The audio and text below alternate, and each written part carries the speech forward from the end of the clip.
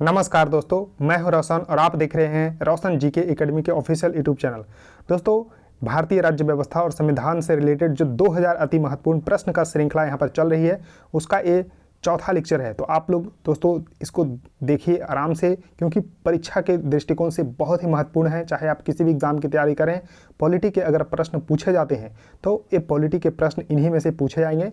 और आपको PDF प्राप्त करना है तो रोशन जीके एकेडमी के ऑफिशियल जो टेलीग्राम चैनल है, जिसका लिंक डिस्क्रिप्शन में मिल जाएगा, तो आपको वहां से प्राप्त कर लेना है। और कुछ क्वेरीज है तो studyfornaukri@gmail.com पे भी पूछ सकते हैं। तो देखिए, प्रश्न संख्या 61 है कि भारतीय संविधान में कितने मूल अधिकार और मौलिक कर्तव्य जो है निर्धारित किए गए हैं। तो अगर आपसे पूछा जाए कि भारतीय संविधान में मूल अधिकार जो है कितने थे, और अगर शुरुआत से पूछा जाए कि जब संविधान जो है लागू हुआ तब मूल अधिकार कितने थे, तो 7 थे। लेकिन अब जो है वर्तमान में 6 जो है मूल अधिकार है। 7वां जो मूल अधिकार यानी मूल अधिकार था, फंडामेंटल राइट जो था, वो संपत्ति का अधिकार है, जिसको 44वां संविधान संशोधन 1978 के द्वारा जो है हटा दिया गया और अब इसको विधिक जो है बना दिया गया है। तो 300A8 के लिए, तो अनुच्छेद 300A के तहत इसको रख दिया गया है, तो इसको ध्यान रखिएगा। मौलिक कर्तव्य शुरुआत से नहीं था, लेकिन इसको ध्यान रखना है कि मौलिक कर्तव्य जो है स्वर्ण सिंह समिति के आधार पे 1976 में जब 42वां संविधान संशोधन हुआ, जिसको लघु संविधान के नाम से भी जाने जाते हैं, जो 42वां संविधान संशोधन है, यही यहाँ पर जो है 10 मौलिक कर्तव्य जो है जोड़े गए। फिर एक और मौलिक कर्तव्य जोड़ा गया जब 86वां संविधान संशोधन 2002 में जो है किया गया, तब जो है यहाँ पर आपको एक और मौलिक कर्तव्य जोड़ा गया। तो अभी अगर पूछा जाए तो यहाँ पर आपको मौलिक कर्तव्य 11 है और मूल अधिकार जो है 6 है। तो आपको जानकारी मिल गई। प्रश्न संख्या 62 आपके सामने है कि भारतीय संविधान का अनुच्छेद 368 जो है किससे संबंधित है। तो देखिए, बहुत बार प्रश्न आ चुके हैं अनुच्छेद से। तो 368 जो अनुच्छेद है, ये आपको देखने को मिलेगा संवैधानिक संशोधन, और ये आपको अफ्रीका के संविधान से लिया गया है। जो साउथ अफ्रीका है, साउथ अफ्रीका के संविधान से लिया गया है संवैधानिक संशोधन, और ये भाग जो है भाग 20 में रखा गया है। तो भाग 20 में रखा गया है संवैधानिक संशोधन, और अनुच्छेद 368 में है।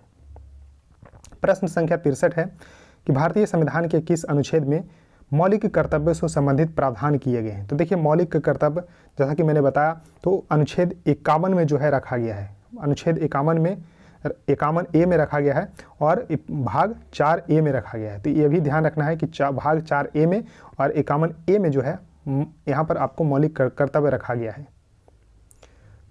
प्रश्न संख्या 64 है कि भारतीय में जो संविधान संशोधन किया गया 52 नंबर का, कब किया गया, तो 1985 में। तो ये जो है आपको दल बदल से संबंधित है। तो पहले क्या होता था, जब 1985 से पहले, कि कोई भी पार्टी और कोई भी उम्मीदवार जीतता था और उसके बाद फिर अपना दल जो है बदल लेता था, यानी कि दूसरे दल में शामिल हो जाता था। तो इस तरह से जो है अस्थायी हो जाता था यहाँ पर चुनाव प्रक्रिया। तो यहाँ पर 1985 में संविधान में 52वां नंबर का संशोधन किया गया। तो ध्यान रखना है, 52वां संविधान संशोधन 1985 में किया गया। इसके तहत जो है 10वीं अनुसूची जो है जोड़ी गई, 10वीं अनुसूची जोड़ी गई, और किसी व्यक्ति की संसद के किसी भी सदन या राज्य की विधानसभा या विधान परिषद के सदस्य होने से अयोग्यता से संबंधित है, यानी कि दल बदल करते हैं तो उनको जो है अयोग्य घोषित कर दिया जाएगा। तो इसको ध्यान रखना है, इंपॉर्टेंट है। दल बदल आपको सिंपल सा पूछा जाएगा कि 52वां संविधान संशोधन 1985 में, और उस समय राजीव गांधी की सरकार थी। ध्यान रखिएगा कि राजीव गांधी की सरकार थी, तब जो है दल बदल कानून जो है लाया गया था। क्वेश्चन है कि भारतीय संविधान का कौन सा अनुच्छेद सहकारी समितियों से संबंधित है, यानी कि कोऑपरेटिव सोसाइटीज़। अभी देखिए, इंपॉर्टेंट क्यों हो जाता है और एग्जाम में पूछे जा रहे हैं, अब भी पूछे जाएंगे, क्योंकि एक सहकारी जो है यहाँ पर मंत्रालय बनाया गया है, जिसके अभी मंत्री हैं, यूनियन मिनिस्टर हैं, कैबिनेट मंत्री हैं, वो कौन है, अमित शाह जी हैं। तो अमित शाह आपको ध्यान रखना है। तो पार्ट 9B, देखिए इसके लिए अलग से भाग जो है बनाया गया है, भाग 9B। तो देखिए, भाग 9 में तो पंचायत है, 9A में रखा गया है नगर पालिका को, और भाग 9B में रखा गया है सहकारी समितियां को। और इसके लिए जो है आर्टिकल जो है 243 ZH से लेके 243 ZT तक, ये भी आपको ध्यान रखना है कि 243 ZH से लेके 243 ZT तक है। और इसके अलावा 43B में भी जो, यानी कि directive principle of state policy, राज्य के नीति निर्देशक तत्व है, वहाँ पर भी सहकारी समितियाँ को जो है वरीयता दी गई है। तो 43B में जो कोऑपरेटिव सोसाइटी को रखा गया है। प्रश्न संख्या 66 है कि भारतीय संविधान के 44वें संविधान संशोधन 1978 के तहत निम्नलिखित में से कौन सा एक मौलिक अधिकार नहीं है। तो जैसा कि मैंने बताया कि संपत्ति का अधिकार को 44वां संविधान संशोधन अधिनियम 1978 के तहत हटा दिया गया मूल अधिकार से। अब इसको जो है लीगल राइट बना दिया गया है, यानी कि विधिक अधिकार जो है बना दिया गया है। अब जो है 300A अनुच्छेद में रख दिया गया है, तो ये आपको पता होना चाहिए। अब देखिए यहाँ पर जो 6 यहाँ पर अभी आपको मौलिक अधिकार हैं, जैसे समता या समानता का अधिकार अनुच्छेद 14 से 18 तक है, स्वतंत्रता का अधिकार अनुच्छेद 19 से 22 तक है, शोषण के विरुद्ध अधिकार अनुच्छेद 23-24 है, धार्मिक स्वतंत्रता का अधिकार अनुच्छेद 25 से 28 तक है, संस्कृति और शिक्षा संबंधी अधिकार 29 से 30 तक है, और संवैधानिक उपचारों का अधिकार अनुच्छेद 32 है। तो ये आपको पता होना चाहिए। उसका देखिए प्रश्न संख्या 67 है कि ट्रांसजेंडर व्यक्ति अधिकारों का संरक्षण अधिनियम 2019 जो है कब लागू हुआ है। यानी कि देखिए ट्रांसजेंडर व्यक्ति अधिकारों का संरक्षण अधिनियम 2019 में लाया गया, लेकिन इसको लागू जो है कब किया गया, तो जनवरी 2020 में इसको लागू किया गया। तो ये आपको ध्यान रखना है कि जनवरी 2020 में ट्रांसजेंडर व्यक्ति अधिकारों का संरक्षण अधिनियम 2019 को लागू कर दिया गया है, और ये ट्रांसजेंडर से संबंधित अधिनियम है। प्रश्न संख्या 68 है कि लोकसभा के उपाध्यक्ष को निम्नलिखित में से किसके द्वारा पदच्युत किया जा सकता है, यानी कि हटाया जा सकता है। लोकसभा के जो उपाध्यक्ष होते हैं, तो लोकसभा के तत्कालीन सदस्यों के बहुमत द्वारा लोकसभा में एक प्रस्ताव पारित करके लोकसभा के उपाध्यक्ष को उनके पद से हटाया जा सकता है। तो ध्यान रखना है कि लोकसभा के अगर उपाध्यक्ष को हटाना है तो लोकसभा के जितने भी सदस्य हैं उनके द्वारा बहुमत के द्वारा जो है लोकसभा में एक प्रस्ताव पारित किया जाएगा, और उसके तहत लोकसभा के उपाध्यक्ष को हटा दिया जाएगा। प्रश्न संख्या 69 है 69 कि भारत में हिंदू उत्तराधिकार अधिनियम ने ज्येष्ठाधिकार के नियम को कब समाप्त कर दिया। देखिए पहले क्या था, 1956 के पहले कि जो ज्येष्ठा होते थे यानी कि बड़े होते थे, तो उनका अधिकार था संपत्ति पर पूरी। लेकिन भारत में हिंदू उत्तराधिकार अधिनियम में संशोधन किया गया, उसके तहत 1956 से जो है अब ज्येष्ठाधिकार के अधिकार को जो है खत्म कर दिया गया है। प्रश्न संख्या 70 है कि संविधान की प्रस्तावना में इनमें से कौन सा शब्द भारत को पूर्ण राजनीतिक स्वतंत्रता और सर्वोच्च शक्ति वाले देश के रूप में वर्णित करता है। तो भारत एक संप्रभु देश है, यानी कि सोवरेन कंट्री है, तो ये भारत को पूर्ण राजनीतिक स्वतंत्रता और सर्वोच्च शक्ति वाले देश के रूप में जो है वर्णित करता है। तो संप्रभु यानी कि सोवरेन कंट्री है भारत। तो प्रस्तावना में ऐसा जिक्र है, सोवरेन रिपब्लिक। अब देखिए भारत के संविधान का अनुच्छेद 76, तो देखिए 76 जो है किससे संबंधित है, तो भारत का एक महान्यायवादी होगा, यानी कि अटॉर्नी जनरल से संबंधित जो अनुच्छेद है वो अभी अनुच्छेद 76 है। अब क्या बता सकते हैं कि अभी भारत के वर्तमान जो है महान्यायवादी कौन है, यानी कि अटॉर्नी जनरल अभी कौन है भारत के, तो ध्यान रखिएगा, आपको कमेंट में बताना भी है। किस संशोधन के तहत गोवा को पूर्ण राज्य का दर्जा जो है दिया गया है। तो देखिए गोवा को लिबरेट किया गया 19 दिसंबर 1961 को ऑपरेशन विजय के तहत जो है गोवा को पुर्तगालियों से मुक्त किया गया। तो इसको ध्यान रखना है कि 19 दिसंबर को गोवा लिबरेशन डे के रूप में जो है हम लोग मनाते हैं, गोवा लिबरेशन डे। लेकिन उस समय जो है यूटी बना दिया गया, यूनियन टेरिटरीज, लेकिन गोवा को पूर्ण राज्य का दर्जा 56वें संविधान संशोधन यानी कि 56th संविधान संशोधन, 56वें संविधान संशोधन, ध्यान रखना है दोस्तों, 56वें संविधान संशोधन के द्वारा, यानी कि 30 मई 1987 को, 30 मई यानी कि 56वें संविधान संशोधन 1987 को गोवा को पूर्ण राज्य का दर्जा दिया गया। और 30 मई, ध्यान रखना है, गोवा का स्थापना दिवस है 30 मई 1987।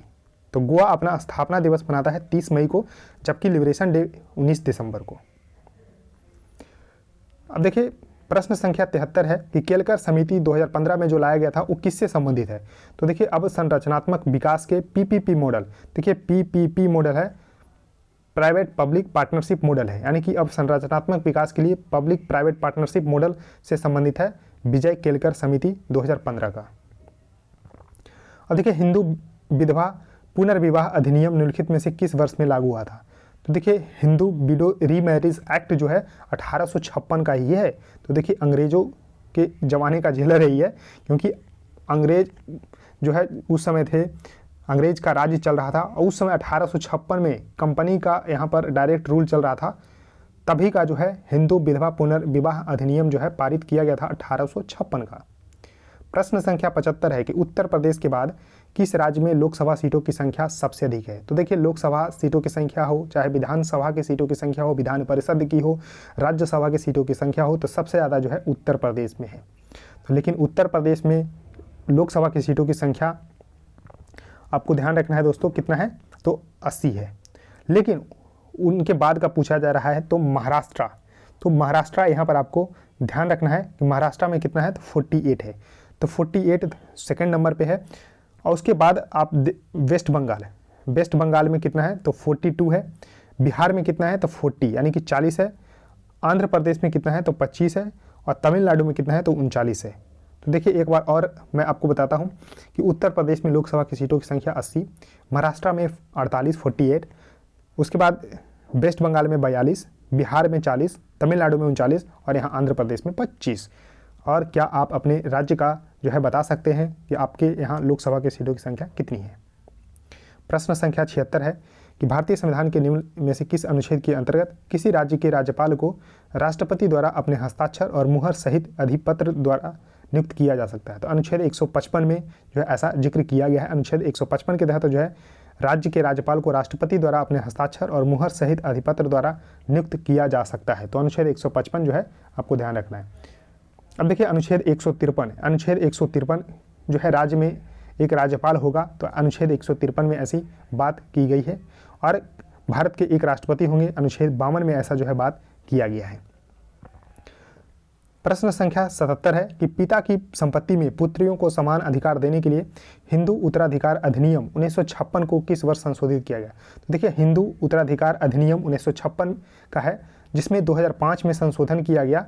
और इसमें जो है पुत्रियों को भी समान अधिकार दिया गया है। यानी कि अगर आप लोग जो है बहन से लड़ाई करते हैं तो आपको पूरी जो है अधिकार देना होगा। लेकिन नॉर्थ इंडिया में खास करके जो है नहीं जो है बेटियां लेती हैं पिता के घर में अपने संपत्ति, लेकिन ऐसा जो है हो सकता है, ऐसा नियम है। हिंदू उत्तराधिकार अधिनियम 1956 के तहत 2005 में इसको संशोधन के द्वारा जो है ऐसा प्रावधान किया गया है। 78 है, भारत में संविधान सभा में भारत में संविधान सभा के चुनाव जो है कब हुए थे? तो जुलाई 1946 में। 1946 में संविधान सभा में जो है चुनाव हुए थे, जुलाई 1946 में। और संविधान सभा का गठन भी जो है 1946 में ही किया गया था। प्रश्न संख्या 79 है कि भारतीय संविधान की प्रस्तावना को जवाहरलाल नेहरू द्वारा संविधान सभा में पेश किए गए उद्देश्य प्रस्ताव पर आधारित है। जो देखिए, जवाहरलाल नेहरू जो है यहाँ पर 13 दिसंबर, ध्यान रखना है, 13 दिसंबर 1946 को एक उद्देश्य प्रस्ताव जो है पेश किए थे। और उसी उद्देश्य प्रस्ताव के द्वारा जो है यहाँ पर आपको भारतीय संविधान की जो है प्रस्तावना जो है यहाँ पर लाया गया। तो ध्यान रखिएगा, 13 दिसंबर 1946 को जवाहरलाल नेहरू ने संविधान सभा में एक उद्देश्य प्रस्ताव जो है पेश किए थे, उसी पे आधारित है भारतीय संविधान की प्रस्तावना। तो 13 दिसंबर 1946। अब देखिए, यहाँ पर दो डेट मैं बता रहा हूँ, 9 दिसंबर और 11 दिसंबर। तो देखिए, यहाँ पर जो है संविधान सभा के पहले अस्थायी अध्यक्ष डॉक्टर सच्चिदानंद सिन्हा को चुना गया। और 11 दिसंबर 1946 को संविधान सभा के अस्थायी, यहाँ पर देखिए परमानेंट जो है राजेंद्र प्रसाद को चुना गया। तो ये ध्यान रखना है, दो डेट। और 13 दिसंबर को जवाहरलाल नेहरू के द्वारा जो है उद्देश्य प्रस्ताव जो है पेश किया गया था संविधान सभा में। प्रश्न संख्या 80 है कि निम्नलिखित में से कौन 1928 में भारत के संविधान का मसौदा तैयार करने के लिए कांग्रेसी नेताओं में से एक थे? तो देखिए, 1928 में संविधान का मसौदा तैयार करने के लिए मोतीलाल नेहरू जो है कांग्रेसी नेता थे। तो ये ध्यान रखना है कि मोतीलाल नेहरू के द्वारा जो है प्रयास किया गया था 1928 में भारत के लिए संविधान का मसौदा तैयार करने के लिए जो है यहाँ पर आपको जाना जाता है। तो दोस्तों, इस वीडियो में इतना ही रखता हूँ। आई होप आपको ये सीरीज बिल्कुल पसंद आ रही होगी। तो वीडियो को लाइक कर दीजिए और वीडियो को शेयर कर सकते हैं तो अपने दोस्तों के साथ भी कर दीजिए। चैनल को सब्सक्राइब करके बेल आइकन को प्रेस कर लीजिए। सो थैंक यू दोस्तों, इस वीडियो में इतना ही।